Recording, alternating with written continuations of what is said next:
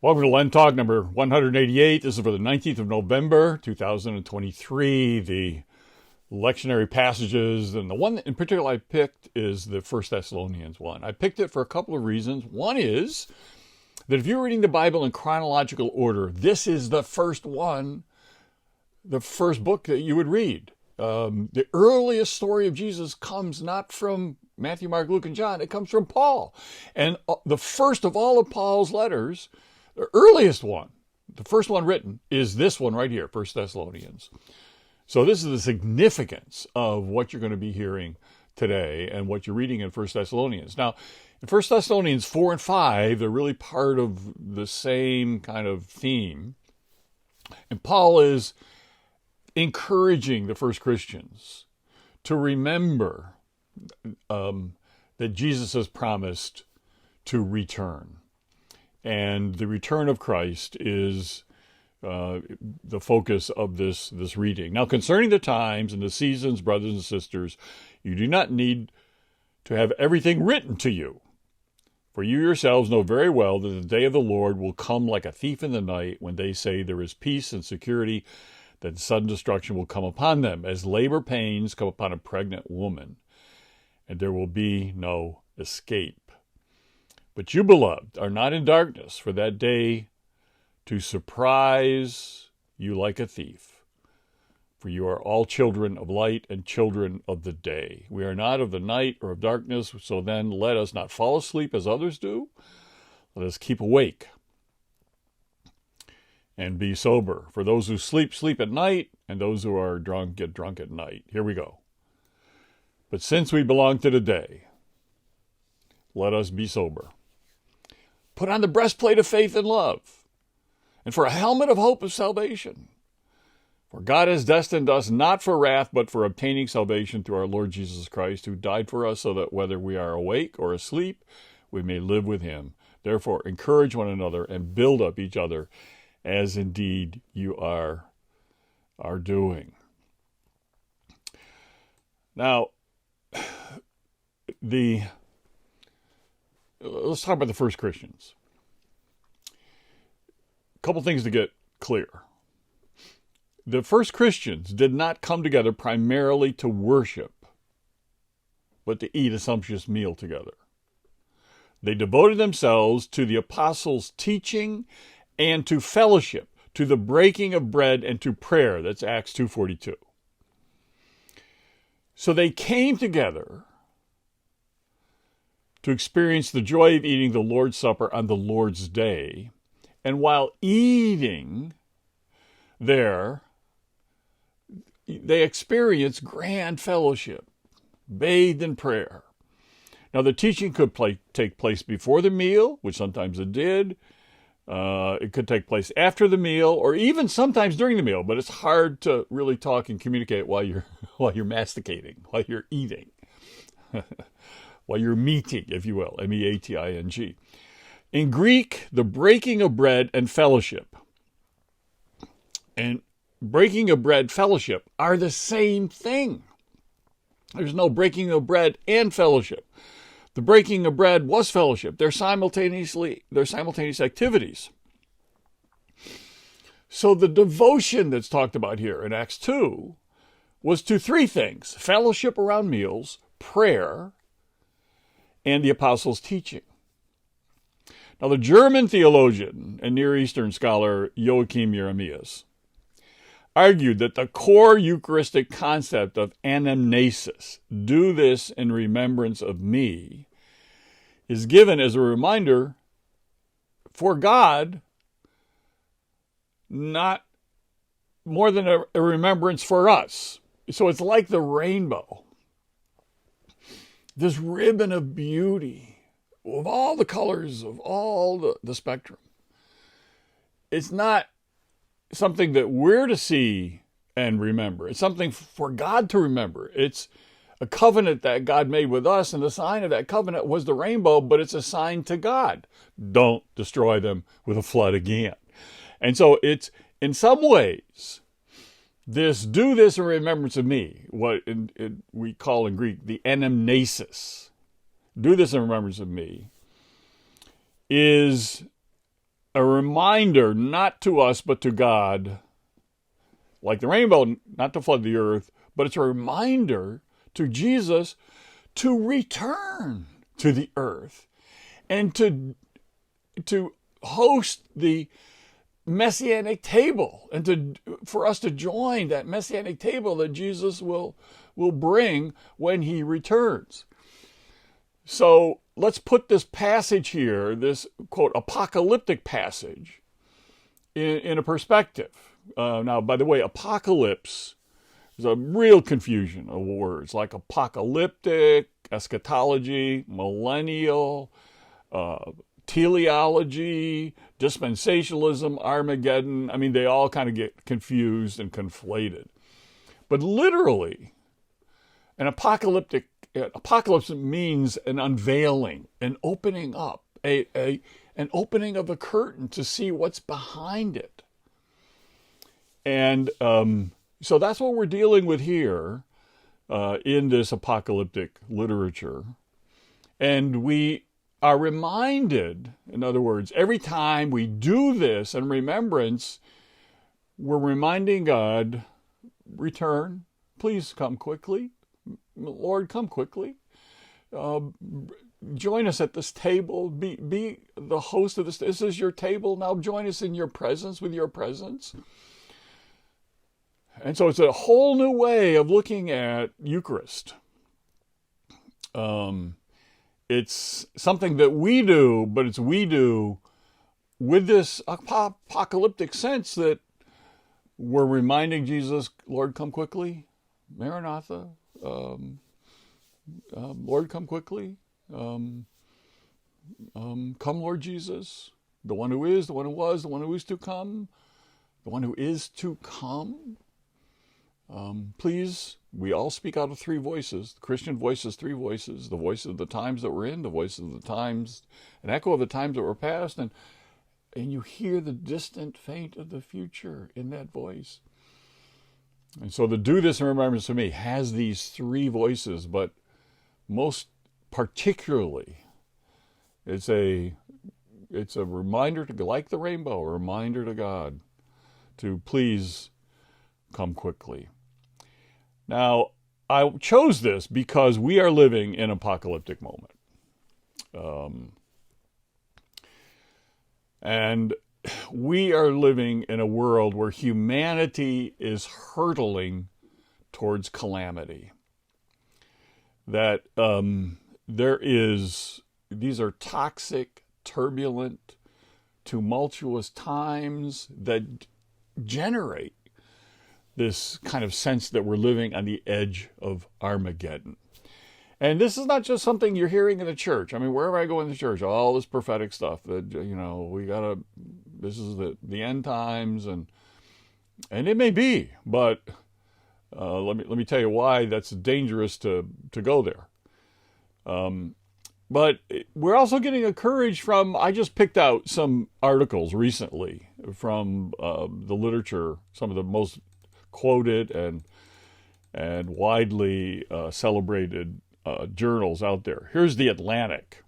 We're living through the first post-apocalyptic era, where they talk about climate change and pandemics and war and this omnipresent dread, that's their phrase, of the end times that we're living on a daily basis, especially when things are happening in the Middle East, which is a kind of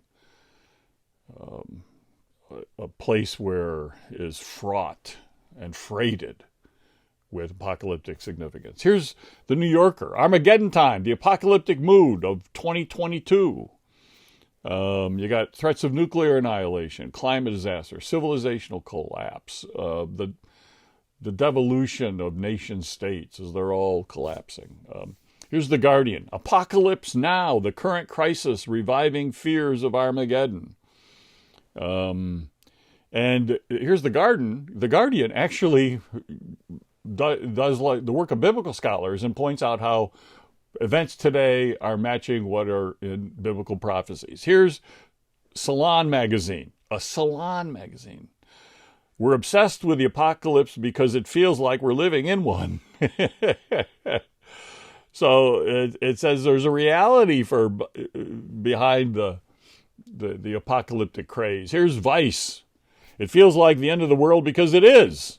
And it talks about the public zeitgeist having this kind of apocalyptic frenzy and feeling.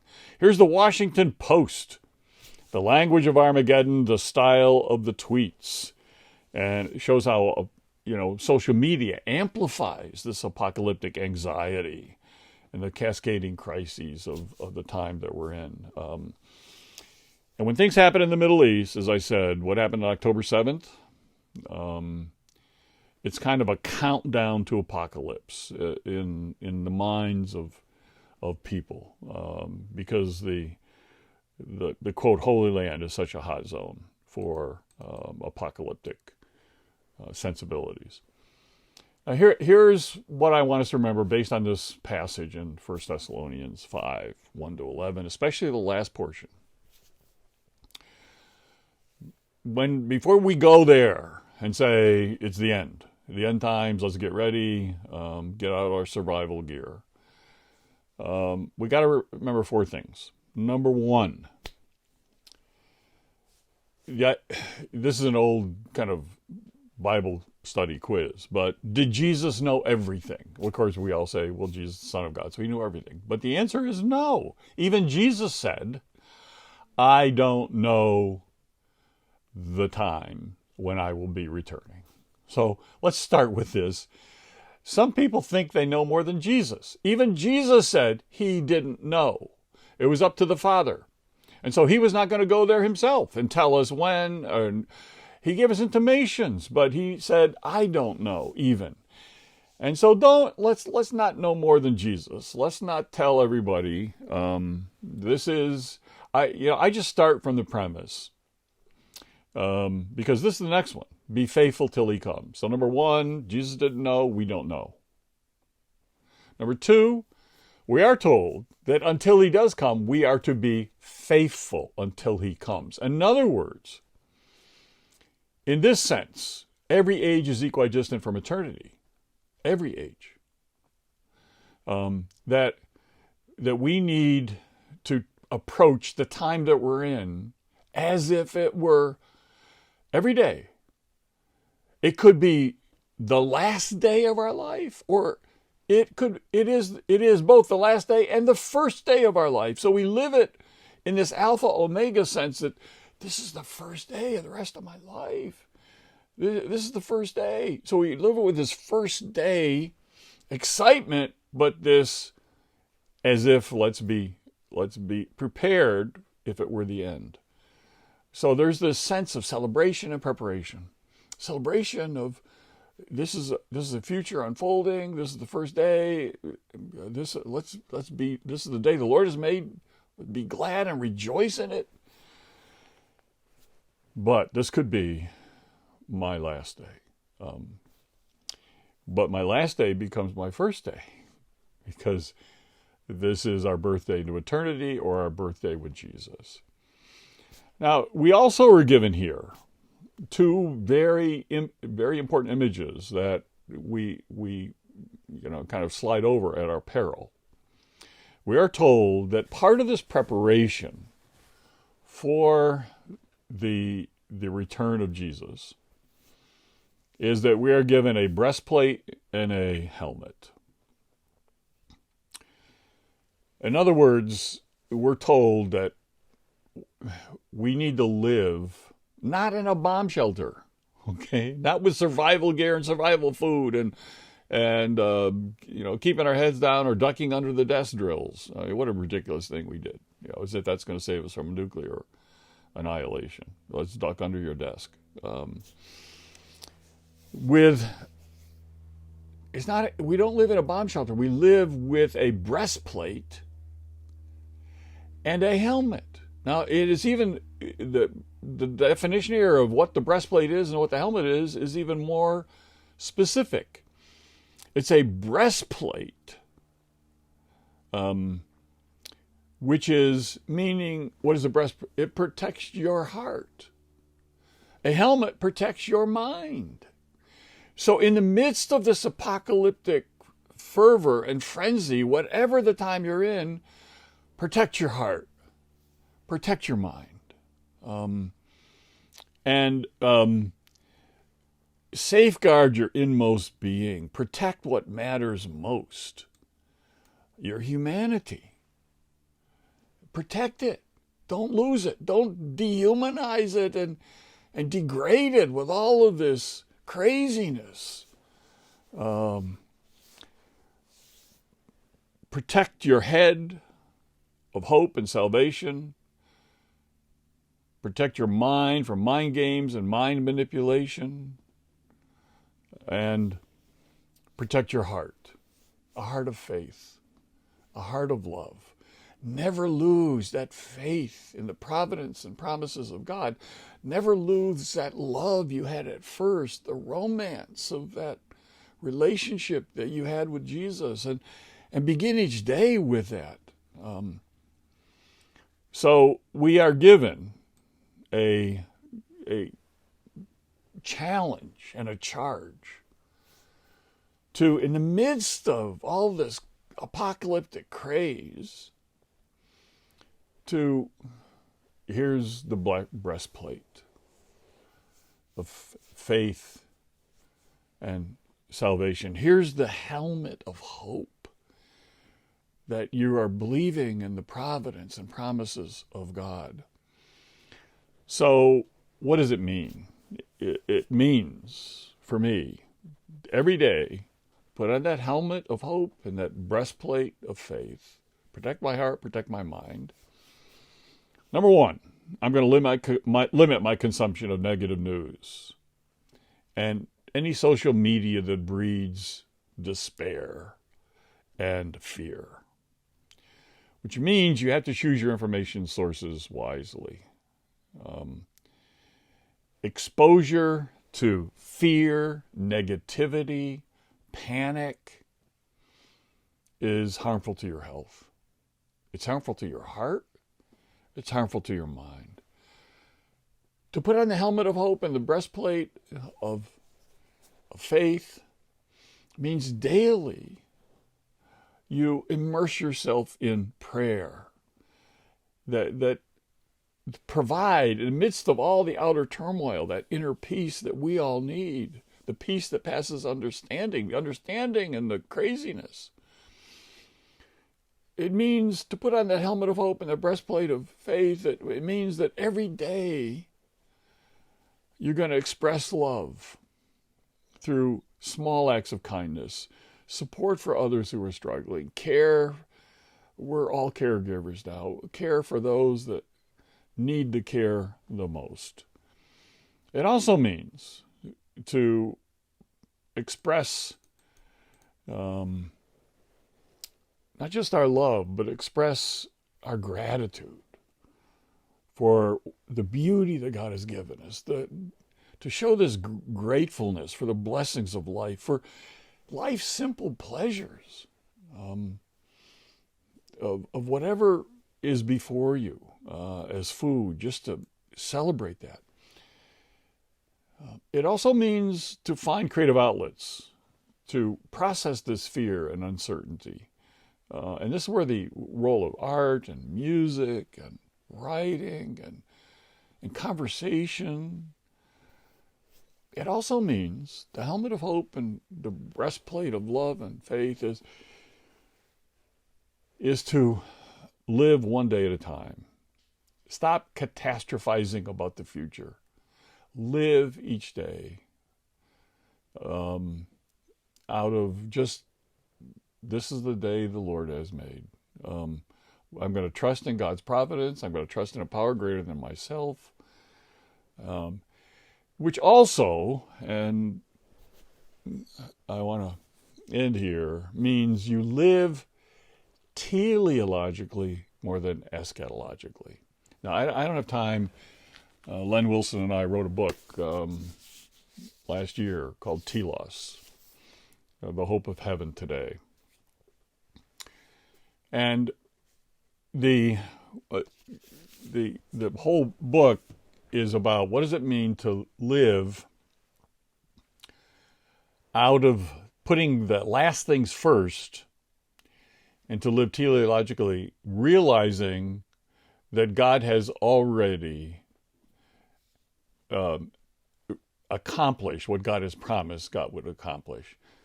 And we are living out of that overlap, the commentary on something that has been done. God has conquered through Jesus on the cross and in his resurrection. He has triumphed over sin and the grave. He's risen from the dead. And we become the first fruits of that. So we live out of something that's already been done, not looking forward to something being done. So in some ways, we're already living out of the return of Christ on a daily basis as we can. That's another understanding of rapture. Is not just we're just caught up in the air, but we are caught up in the rapture of what Jesus is doing in this moment.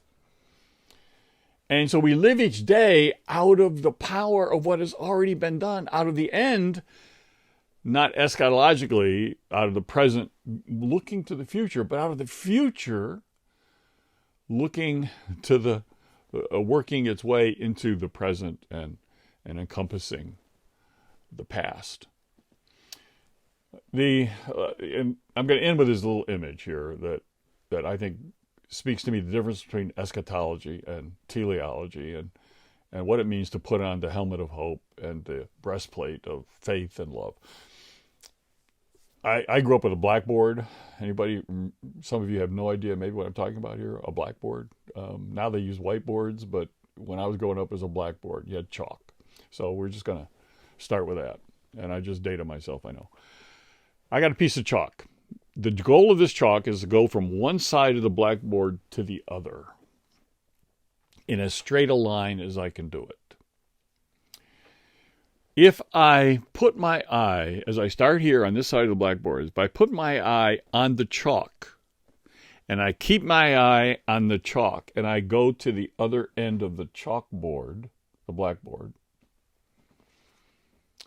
that line will be squiggly and curvy and not be straight. That's eschatology. You keep your eye on the chalk. But if I have the chalk in my hand and I keep my eye at the place where I am going and want to go, I can draw a straight line right there.